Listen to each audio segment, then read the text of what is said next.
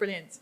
Okay, so welcome back after lunch. I'm really happy that we have assembled a panel of two guests today, including Tanaka-san, who's beamed in from Japan at the moment, and also Alice Edgerley from Assemble.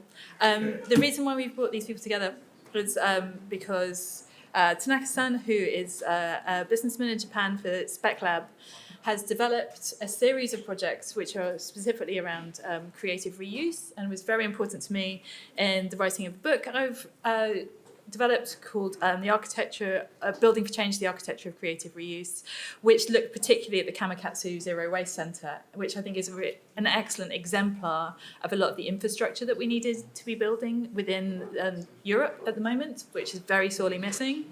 But also an excellent example of the collaborations that underpin a lot of architectural design. And this is also where Assemble come in, because also being expertise in building different networks of collaboration. The work that you've developed with Tanaka-san as well, I think is just as brilliant sort of coming together of different threads, which highlight specific aspects that we can learn from as designers in thinking about this rural condition in Japan, but also that highlights a lot of lessons that can be learned as we transpose this to different conditions as well. So to start with, Tanaka-san is going to be introducing some of his work that he'll be leading you through the development and the background to some of these projects. And then we'll have a discussion around the work that the Assembler have developed with Tanaka-san as well. And then open for questions and conversation between us. So please have your questions at the ready. And so yes, Tanaka-san, shall I hand over to you?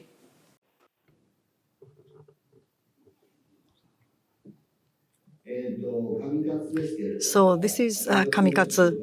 Let me introduce what this town is like. So it's in the region called Shikoku. Shikoku is, as you can see in blue. So Tokushima is in Tokushima Prefecture, and it's in the mountains. So town surrounded by mountains, but an hour away from Tokushima city. So it's actually in a valley. Population is about 1,400. It's the smallest town in Shikoku. More than 50% of the population is over 50 years old. So it's a very rapidly aging town. 90% of the town is forest. Once upon a time, the forestation and the woods industry was the major trade in this town. But in 1967, we started importing more woods from abroad. The regulation changed, and more woods were imported from abroad. So Japanese wood demands was decreased, and in the urban area, woods was becoming less popular for buildings, so concrete and steel were more used. And also just declined. So the whole industry declined rapidly. So this town lost its livelihood. And that was also a major cause of population decrease. So I am making craft beer in this town. Why beer? In 1911, I was invited by a local authority. As you can see, it's very rich in nature, really green, fresh, beautiful air. The river water is clear, and you can actually drink it. So it's dense, green, wonderful nature. However, not just Kamikatsu, but also surrounding towns and villages are in the same situation. So in a way, Kamikatsu isn't really unique. Kamikatsu is like any other towns and villages in this area. So and also people are leaving. So we need to have regeneration. But still, there was nothing in particular to appeal to public. Nothing sort of unique about the place. So a town like this isn't actually unique at all itself.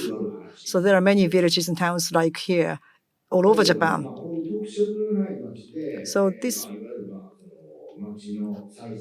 non-descriptive town and the local government still want to regenerate. And I thought I wasn't quite sure what I could do.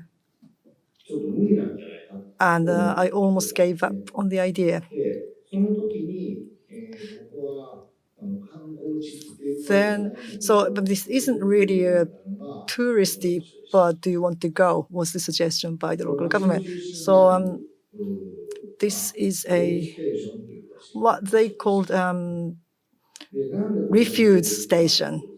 The reason they took me there was that this was the first town that stated zero waste town.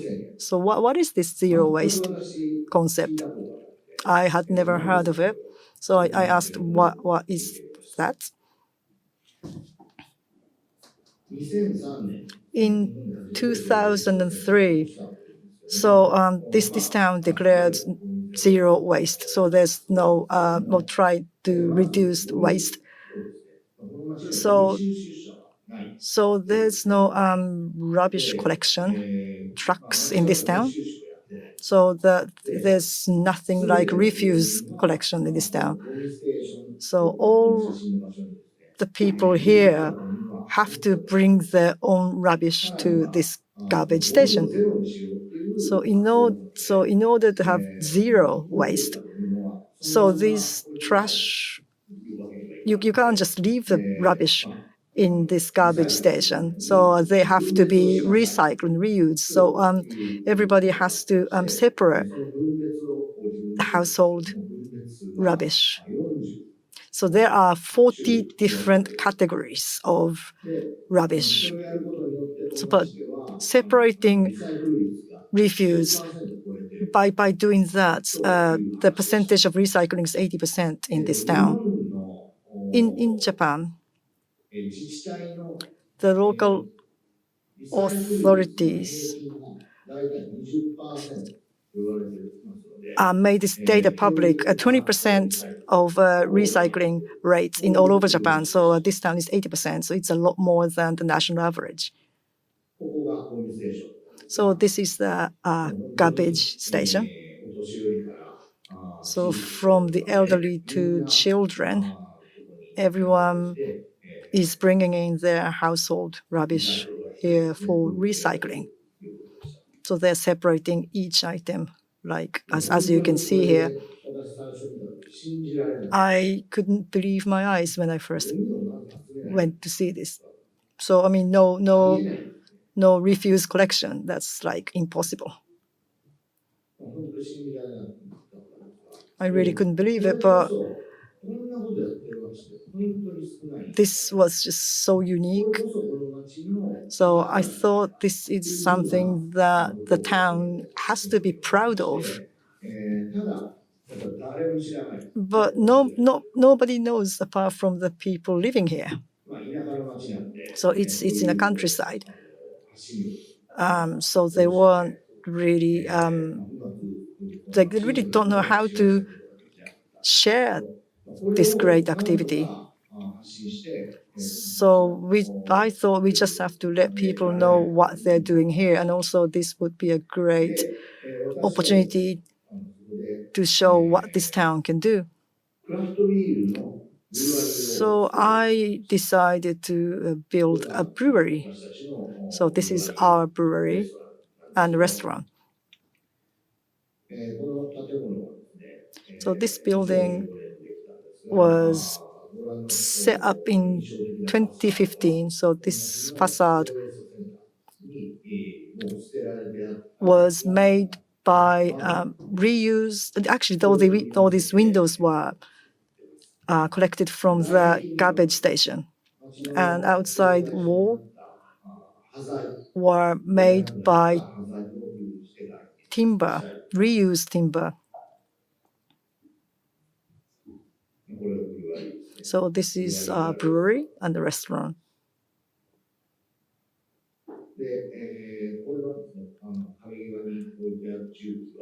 So you can see all these machines and furniture are again recycled, reused. And obviously we had to redesign some of the items. But I think this looks really good. So this is in the evening. The chandelier, the lightings are made by bottles. So this building, it represents this zero waste scheme that this town is doing. So it's an architectural way to represent the town's policy of zero waste. So again, the beer is made in that zero waste policy. So Tokushima is famous for citrus fruit. So it's called yuko. So we normally use juice of this fruit for, say, dressings or flavoring. But so normally leaves and other bits of these fruits are being thrown away, but especially the skin has wonderful flavor. So I decided to buy this skin from the farmers and use for my beer. So why beer? So yeah, we won several awards. So why beer? One of the reasons is connected to rubbish, and it's inconvenience. Rubbish isn't something that you like. So modern life is really convenient, and rubbish refuse is inconvenience because you have to separate this from that, and everything's getting complicated. But that's something you have to do, right? So when you go on and on about environmental issues, that sounds a bit too much. So I decided we don't have to be that serious. So you drink good beer, and also by drinking this good beer, you're contributing to reduce rubbish, and also continuously, it just helps the environment in the long run. So you don't have to think to drink good beer. So by using, so the beer can be a great representative of this nature of this town, and also it will raise awareness of people. So in order to escalate this action, so we just have to raise more awareness, and also we have to bring people in. So this is a remote town. So in order to promote this town, we decided to open a shop in Tokyo. So it's near the Tokyo Tower. Mr. Tanaka, I'm sorry to rush you, but so if you could try to wrap up, I'm really sorry. So this is the shop in Tokyo. So the craft beer was becoming increasingly popular. So we decided to increase production. So we opened another plant.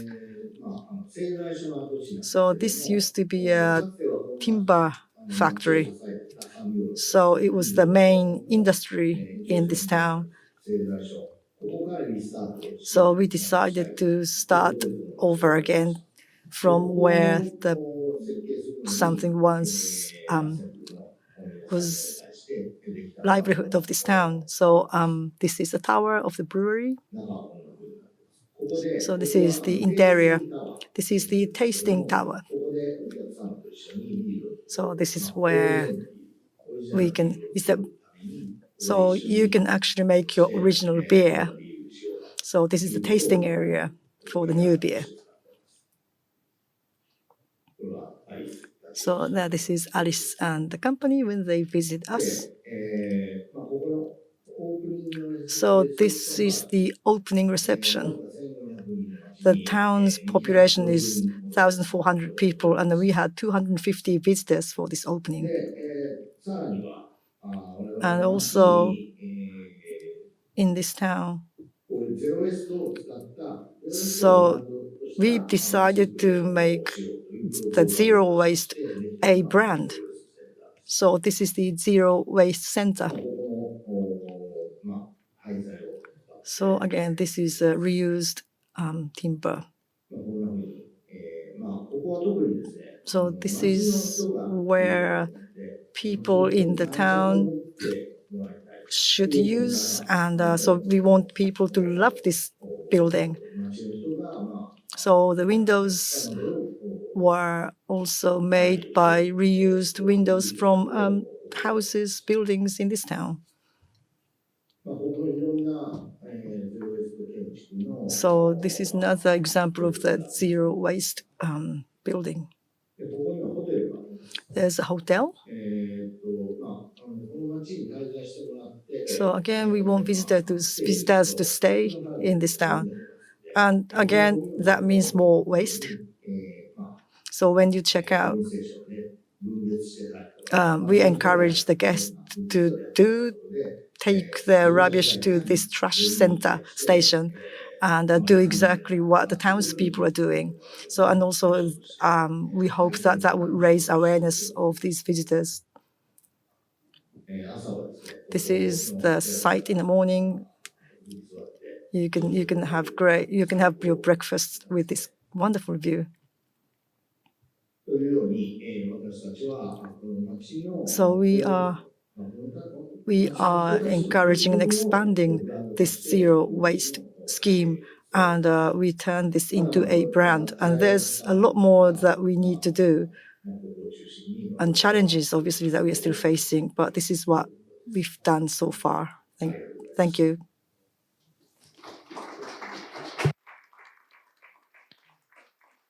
Thank you very much for your presentation. It's wonderful to know more about the different scales of projects that you've been working on, especially in this local area. We were intrigued by the difference in definition in Japanese between what we might term the wilderness in the UK or the Satoyama in Japan, which is a distinct condition from the urban, which is disconnected from nature, and the third condition of Satoyama, which is very different from being very sort of wild, and so kind of on the cusp between these two. But there seems to be lots of challenges for people who want to work in this territory because of the issues of depopulation that you were talking about a lack of infrastructure, and also the lack of industry in the local area, which seems to be declining. But you obviously really enjoy this very specific context. And I was wondering if you could please just explain a little bit more about how you've overcome some of these challenges in working in this context, in your search for ideas of uniqueness and new opportunities, particularly in relation to promoting reuse in the local area too. はい。私が行った時にはもうそもそもこの町はこのゼロウェストの取り組みをやってたんですが、町の人たちは Zero waste effort already when I visited the town, but residents here didn't realize this can be a brand itself. I came from outside. I was not a city dweller. I was in-betweener. What I could do was to bridge the city and the rural area. I was translator.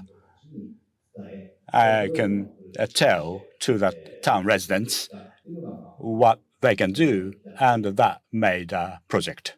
That's how I came about it. So you're identifying new opportunities and helping build some of the collaborations that need to be in place as part of that. Yes, indeed. Perfect. Well, I think that's a very good opportunity for us to introduce Alice from Assemble, whose work you've seen as part of that presentation, with the Kamikat's Tasting Room, which is a really beautifully constructed, like very small scale project, but was very rich in the different collaborations that were used as part of that project in its development, but also in its construction. And it was designed as a suite of experiences for the people who were coming to the brewery to have a very tactile, very rooted, an experience that's very rooted in the locality, and to understand more about the beer and its history and the experience of drinking it. In working in that context, you had some very specific challenges in relating to the local context in terms of the climate and the culture, which are very different from the work that you were producing in Stratford with Sugar House Studios and with Granby 4 Streets project as well. Would you be able to give us a bit of insight into what you were looking for from the location to learn from the local area when you embarked upon the project, and what lessons were particularly valuable in transforming the project in the way it's turned out? Yeah. Great. Yeah. Really nice to be here with Tanaka-san, who I haven't seen in about 6 years. So that's really nice to see him here. Well, I guess obviously Assemble is a practice that grew up in the UK and in London. And so it was my first time to Japan. So we were definitely going to a place where, it was completely new to us. We didn't speak the language. And so we sort of structured our time there around two sort of residencies, I guess. So there was there was a group of 3 of us working on the project, me, Adam and James. And the first sort of visit was effectively we were quite intensive research a couple of weeks there, where Tanaka-san basically introduced us to a lot of the sort of local craftspeople based very in Kamakatsu and nearby.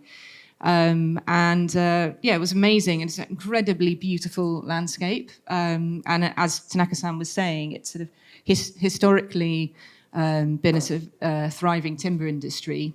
But you could really see that in, I guess, the conditions, the sort of Satayama conditions where it was, that a lot of the buildings we were going around to see and the people we were meeting were living in these beautiful vernacular, local vernacular buildings. So there was, I guess, in some of the slides that are on the loop here, you can see the sort of real timber building craftsmanship and sort of mud walls and mud floors, and I guess an approach where people were really building within their means and what was available nearby, and that was just sort of a way of delivering stuff. So yeah, it was really inspiring to begin the project in that way and to be working in that context. Thank you. And so back to Tanaka-san. You mentioned that you were drawn to the work of Assemble because of their work in Liverpool as part of the Granby 4 Streets project, but also the Yard House project and following their Turner Prize win. And that's how your collaboration started. Could you explain to us a little more about what the parallels were you saw between the work that they had produced that won the Turner Prize and what you hoped for in working with the local communities with the Kamikat's Brewery? In communities like this, we see a close-knit society there, and it's important. Residents in town must understand, and when you talk to them, I try to ask for help in terms of understanding the locality. That way, by joining the project, I wanted the resident to be part of the project. This is my project. This is how, when I learned about assembly projects, I learned that they were doing exactly the same. So then I made a request to work with them, with us. In the end, you see, Zero Waste Center and the Rise and Wing, these are the projects that are loved by the local people. It's really interesting to hear you talk about how important that role of building ownership is through inviting participation in different forms, and the idea that to generate a truly culturally or socially sustainable project, it's important to listen and learn rather than impose a particular design objective as you build a project. And coming back to Alice, I suppose that's a good opportunity for us to talk about Assemble's work, which has very much been characterised by a hands-on approach to research and experimentation and delivery for each project. So they're always going in different directions, depending on who you're collaborating with. But this must require a lot of research on your part and understanding about your role as a collaborator. And so as trained as architects, you're working in very different territories. I was wondering if you would like to elaborate a little bit more on some of the initial intentions for the project and how it's developed, and those sort of moments of transformation through collaboration which have helped inform the final design. Well, I guess also just Assemble is the majority of people have studied architecture at completely different stages, but also there's quite a big part of our practice which has always been people who hadn't studied architecture. And so I think we've always seen there's been a really a lot of value in having that input in the design delivery of a project right from the start. And I think we try to now, that affects how we deliver projects now. So I think, how even if there are, if an architect is working on delivering a project, we spend a lot of time in setting up those collaborations at the beginning and working with other people who can really enrich and sort of make a real connection to a project. But in Kamakatsu, so I mean, Mr. Tanaka and his team basically really set us up incredibly well for those first 2 weeks when we were there. And a lot of the images in these slides are just from those first 2 weeks of him introducing us to all these like really amazing craftspeople and people who live by the site. And there was this guy called Nakamura-san who effectively he was a monk for most of his life, and then he moved to Kamakatsu and built his own house entirely from scratch from timber. And the amount of sort of detail, and he was cooking everything on like an open fire and had his own little vegetable patch, and the amount of detail that had sort of gone into each element was really inspiring. And also there was an indigo dyeing group who were based nearby, who grow and harvest indigo. And they usually use that for dyeing fashion garments. But that was one of the people who we met, and we were sort of thinking, how can we work with someone who's based near, close to the site, and to work with those local craftsmen. But I guess also we've also as a practice, and like so many practices now, have had a sort of interest in trying to create as low carbon projects as we can. So, and a lot of that has to do with like working with people based nearby to the site and reducing transportation costs and everything, but as well as investing in local infrastructure and communities. So I think that was quite a sort of direct way of us. And luckily all the people that we met with Mr. Tanaka at the beginning all ended up having a part to play in the delivery of this small project. I guess it's probably worth mentioning that we've seen lots of buildings, and we actually unfortunately haven't been involved in any of the beautiful red buildings. We've just been involved in the small blue one. But yeah, it was it was a really great. So yes, this is Mr. Nakamura here in this slideshow. He's building the sort of central pit bit in the middle. But yeah. Right. Thank you. Coming back to Tanaka-san, I think to build on that point, as part of the Climate Week that we've just had at the Architectural Association, there was one panel which was exploring the creative potential for building with what is at hand. And there seems to be a misconception that the rural or the Satoyama condition is an empty land. But as the projects you've developed in Kamakatsu have each been sparked by an appreciation of the richness of possibilities that this area actually holds, how were you able to identify these opportunities which have otherwise been overlooked?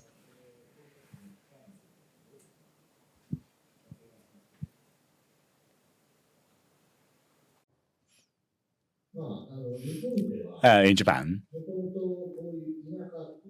rural area are remote area with lack of transport infrastructure, and it's hard to obtain materials, things, unlike in the cities.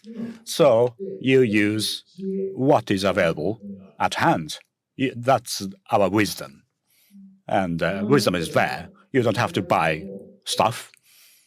You can use what is available to make your life richer. That will be handed down to the next generation, generation to generation, and it goes on. That way we have been able to live there. That is unthinkable to city dwellers like ourselves. But people living in the rural area,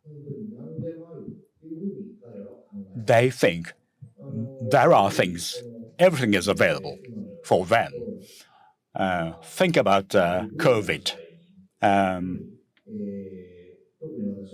I particularly feel that people in the rural area, they are less susceptible to these things.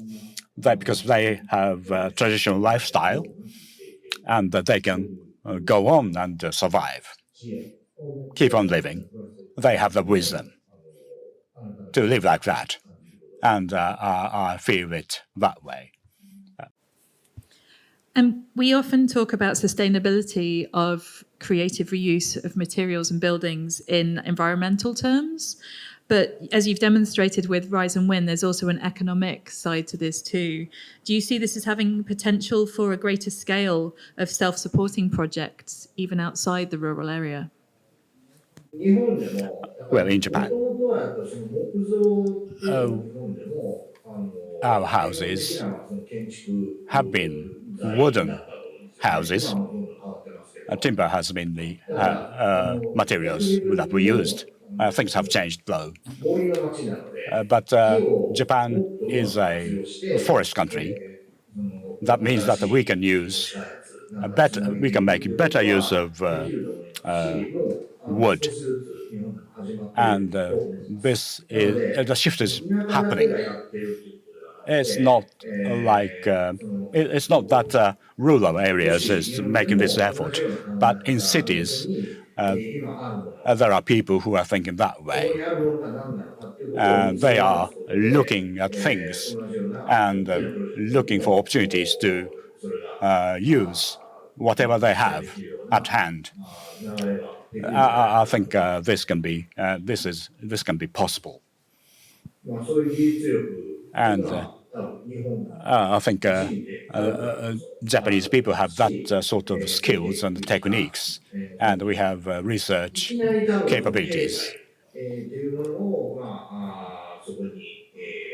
Economy, it may be difficult to apply directly economy to that, but maybe we can gradually start implementing that sort of approach.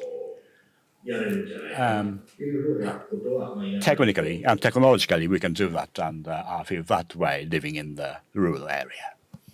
Absolutely. So this idea that you're thinking more in a kind of longer generation sense beyond the immediate project, and thinking less as a consumer and more as a temporary custodian of these materials which have future lives that we're opening up before us, I think is something which as a designer we must all begin to embrace in the climate emergency.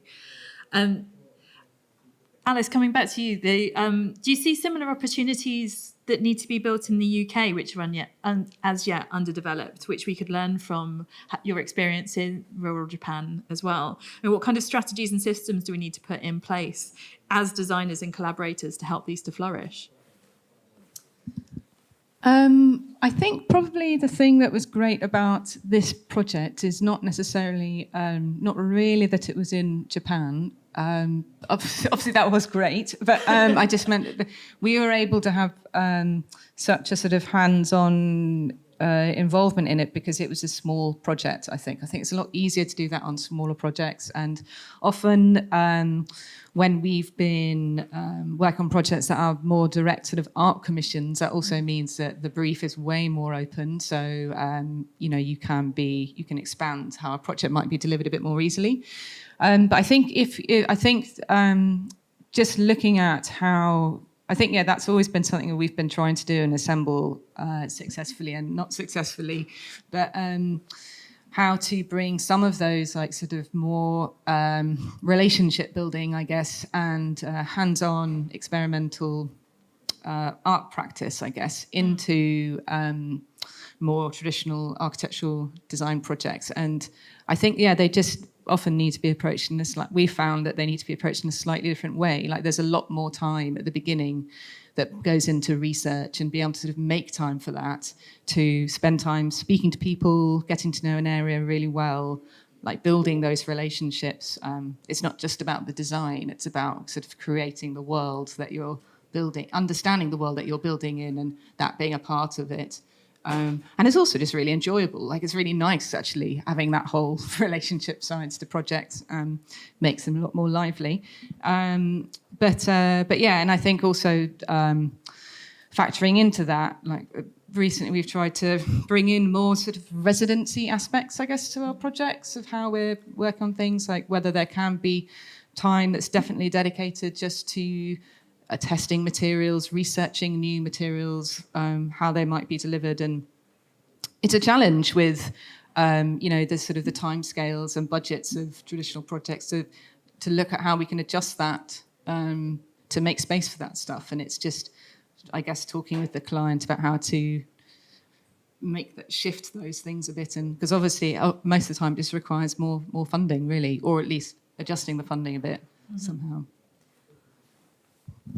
But I think this highlights a really interesting aspect that we're often thinking about, how as architects we might change the role that we play within projects. But from what you're saying is actually we need to rethink like projects and procurements, actually, if we're going to challenge the norms of future practice.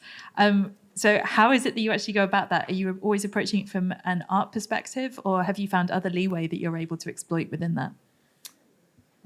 Well, I guess, different ways that we've done it so far. So I guess where we have tried to deliver certain material aspects ourselves, there's often been a whole process that we've had to go through to make sure those particular, we've had to adjust our insurance because we'll be taking on certain levels of liability for bespoke architectural elements that we'll be delivering. And also to make sure obviously they comply with all the sort of building standards and everything like that. So that's kind of one route of it. And then I guess a project I'm working on at the moment is a small public park in South Bermondsey. We're working with Local Works on that project, and obviously a big theme of their practice, and one that we're interested in, is about a lot of material reuse and tapping into local waste streams to use that.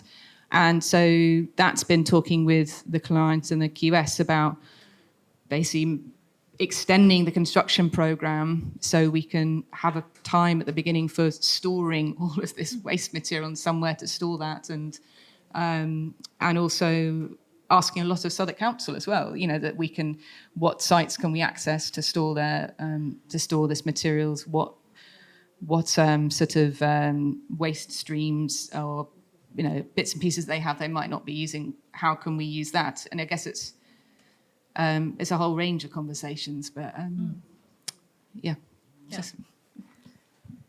But being aware of the conversations that you need to have and the extra resources that you need in terms of time and space and other networks of collaboration and knowledge seem really important if you are going to take these forward, yeah? Yes, yeah, exactly.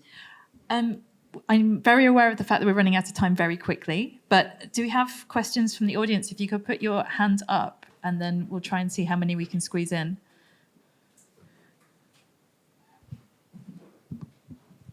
If not, I can just keep going with questions. None? Well, whilst you're thinking, in case you change your mind. I was wondering for the both of you, what provocations or new ways of working have been revealed through these projects, which have come to light through the work of collaboration, but also through the project delivery, which you think is a key aspect that we need to bring to other similar projects that you might want to develop in the future. Alice, shall I come to you first? Yeah, I think probably the key things that we've learned from this is, I guess, like the smaller projects means that they're easier to have a more sort of collaborative, hands-on approach and delivery to them. But also, I guess, understanding like how much you need to be involved and how little, because I didn't mention at all, but we worked with a local executive architect on this project called Mr. Horie-san, and that was kind of necessary, obviously, because we were based in the UK and it was happening in Japan. But we designed the project we sort of drew it up to the beginning of a sort of tender pack. But then he took it on and like delivered it all as well. And so I guess it's like there's also aspects of like those kinds of relationships where I think maybe sometimes people, it's quite easy to feel a bit bogged down when you have to do the whole thing sometimes. And I think maybe looking at where there can be a bit more sort of stop and starts, and I guess looking at different relationships throughout the delivery of a project, not assuming you're going to be involved the whole way, but sort of building up that network from the beginning, I think is also really valuable. Brilliant. I mean, I think it's just so beautiful, that concept of, as an architect, understanding not only what you need to do, but what you need to not do, and acknowledging the experience and role of others in giving you that ability to redefine a project as you go, rather than trying to control it and keep something really tight going forwards. Tanaka-san, could you also tell us, like with your next project, what are the key learnings from the previous projects that you are going to take forward?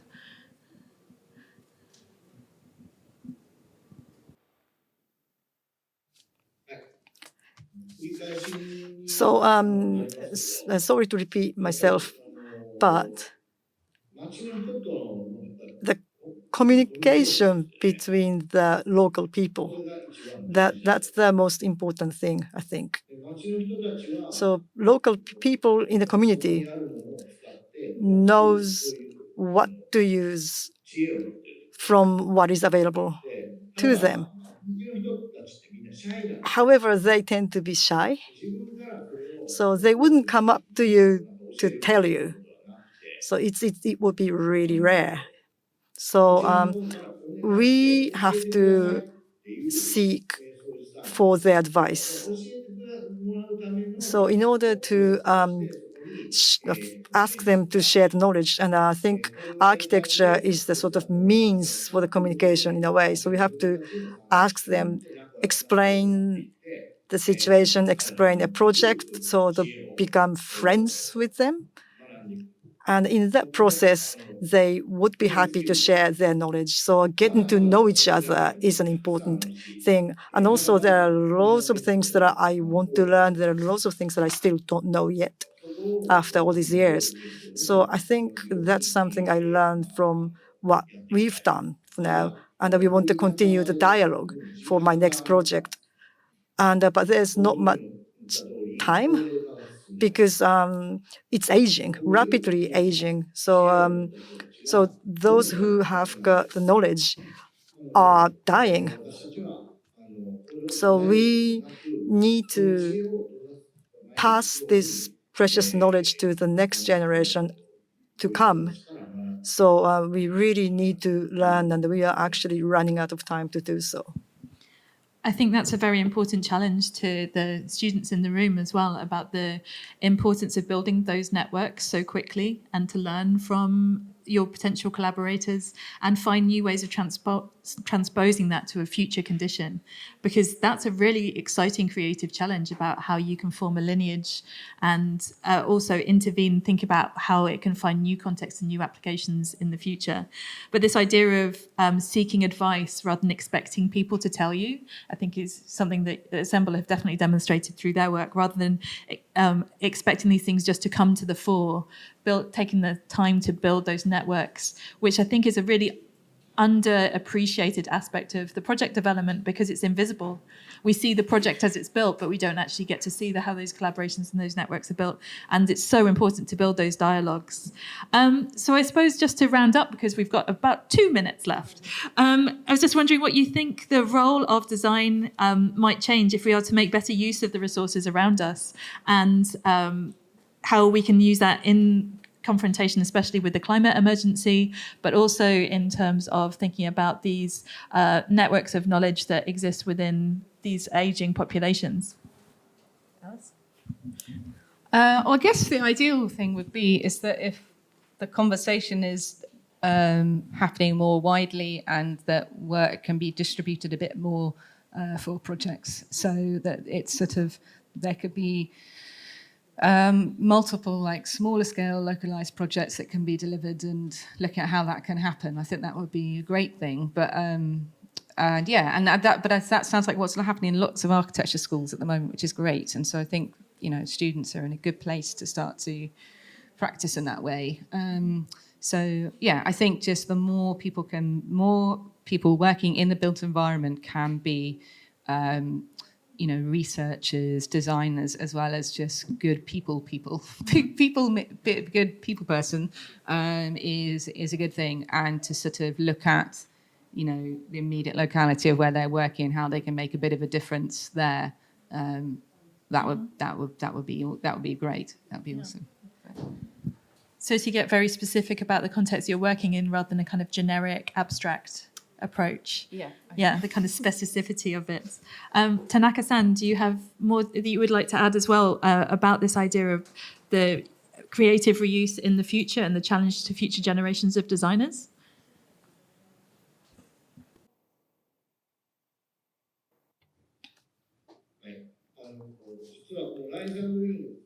When I did Rise and Win, when we made this Rise and Win, the people I wanted to come in the first place was people living in this area. So for the private view,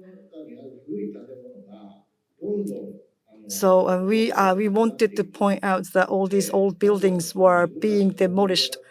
And I wanted to talk with them about how to preserve these nice places, buildings that people have got fond memories of. So I also got the local authority involved in it. As you all know, Japan is prone to earthquakes. So there are regulations about earthquakes. So old buildings are really not susceptible. So and also it costs a lot to reinforce the old buildings to make earthquake proof. So old buildings, they tend to demolish and build new ones.